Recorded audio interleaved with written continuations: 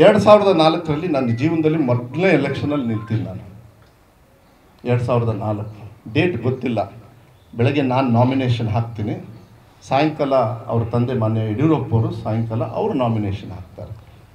ನಾನು ನನ್ನ ನಾಮಿನೇಷನಿಗೆ ಮುಗಿಸ್ತೀನಿ, ನಮ್ಮ ತಂದೆ ತಾಯಿಯವರು ನನ್ನ ಜೊತೆಗೆ ಇರ್ತಾರೆ. ನಾನು BJPಯಲ್ಲಿ ನಾನು ಫಸ್ಟ್ ಚುನಾವಣೆ ನನ್ನ ಜೀವನದಲ್ಲಿ ನಿಂತಿದ್ದು. ಆದರೆ ಪಕ್ಷ ನಾನು ಯಾವತ್ತೂ ಕೂಡ ಬಂಗಾರಪ್ಪರ ಪಕ್ಷ.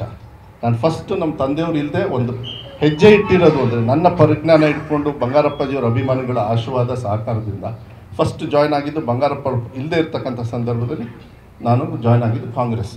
ಅಲ್ಲಿವರೆಗೂ ಬಂಗಾರಪ್ಪರ ಪಕ್ಷ, ಬಂಗಾರಪ್ಪರು ಎಲ್ಲ ಹೋಗಿದ್ರು, ಎಲ್ಲ ಹೋಗಿದ್ರು. ವಿಜೇಂದ್ರ ಅವರೇ ನಿಮಗೆ ಗೊತ್ತಿಲ್ಲ, 2004ರಲ್ಲಿ ಮಾರ್ಚ್ ತಿಂಗಳೋ ಏನೋ ಗೊತ್ತಿಲ್ಲ ನನಗೆಲ್ಲ, ಫೆಬ್ರವರಿ ತಿಂಗಳೋ ಏಪ್ರಿಲ್ ತಿಂಗಳೋ ನಾನು ನಾಮಿನೇಷನ್ ಬೆಳಗ್ಗೆ ಹಾಕಿದೆ. ಸಾಯಂಕಾಲ ಮಾನ್ಯ ಯಡಿಯೂರಪ್ಪ ಅವ್ರ ನಾಮಿನೇಷನಿಗೆ ನಾನು ಹೋಗಿದ್ದೆ, ಅವ್ರ ಪರವಾಗಿ ಹೋಗಿದ್ದೆ ನಾನು.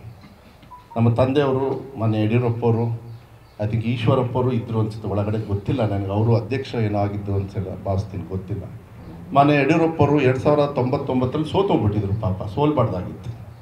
2099ರಲ್ಲಿ ಯಡಿಯೂರಪ್ಪವರು ಸೋತಿದ್ರು, 1999ರಲ್ಲಿ.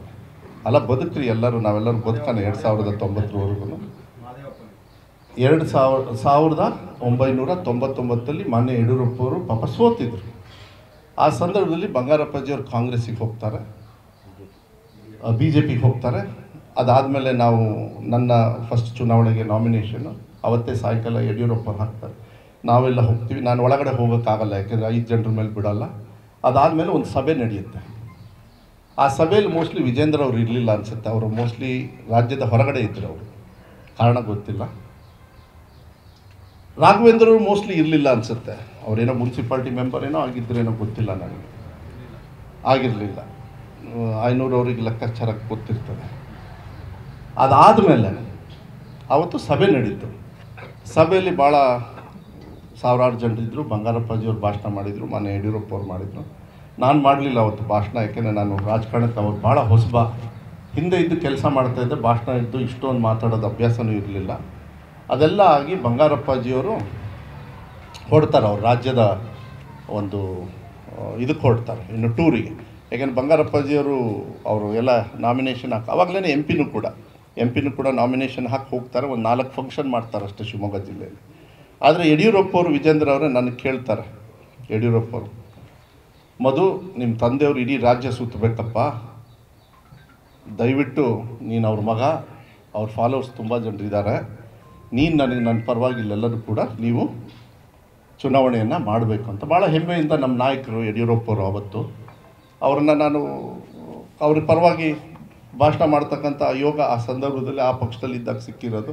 ಆಯಿತು ಸರ್, ಗ್ಯಾರಂಟಿ ನಾನು ಬರ್ತೀನಿ ಸರ್ ಅಂತ ಹೇಳಿ ಎಲ್ಲ ಮುಗಿಸ್ಕೊಂಡು ಅದಾದಮೇಲೆ ಒಂದು 3 ಕಾರ್ಯಕ್ರಮಕ್ಕೆ ನಮ್ಮ ಶಿಕಾರಿಪುರ ಮತ್ತು ಸೊರಬ ಬಾರ್ಡ್ರಲ್ಲಿ ಹೋಗಿ ಅವ್ರ ಪರವಾಗಿ ನಾನು ಭಾಷಣ ಮಾಡಿರ್ತಕ್ಕಂಥದ್ದಿದೆ.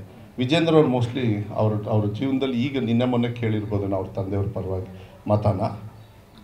ಆದರೆ ನಾನು ಅವ್ರಿಗೆ ಕೇಳಿದ್ದೆ. ಇದನ್ನು ಯಾಕೆ ಹೇಳ್ತಾ ಇದ್ದೀನಿ ಅಂದರೆ, ನನ್ನನ್ನು ನೀವು ಕೇಳಿದ್ದೀರಿ ಏನಂತ, ನೀವು ರಿಸೈನ್ ಮಾಡಬೇಕು ಅಂತ ಹೇಳಿ. ರಿಸೈನ್ ಮಾಡಬೇಕು ಅಂತೇಳಿ ವಿಜೇಂದ್ರ ಅವ್ರು ಕೇಳಾರಲ್ಲ, ವಿಜೇಂದ್ರ ಅವ್ರಿಗೆ ಹೇಳಲಿಕ್ಕೆ ಇಷ್ಟಪಡ್ತೀನಿ. ವಿಜೇಂದ್ರ ಅವರೇ, ಯತ್ನಾಳ್ ಅವರು ಆರೋಪ ಮಾಡ್ತಾ ಇರೋದು ಯಾರ ಪರವಾಗಿ ಯಾರ ವಿರುದ್ಧವಾಗಿ ಗೊತ್ತಾ ನಿಮಗೆ? ಯತ್ನಾಳ್ ಅವರು BJP ಶಾಸಕರು ತಾನೇ ಅವರು.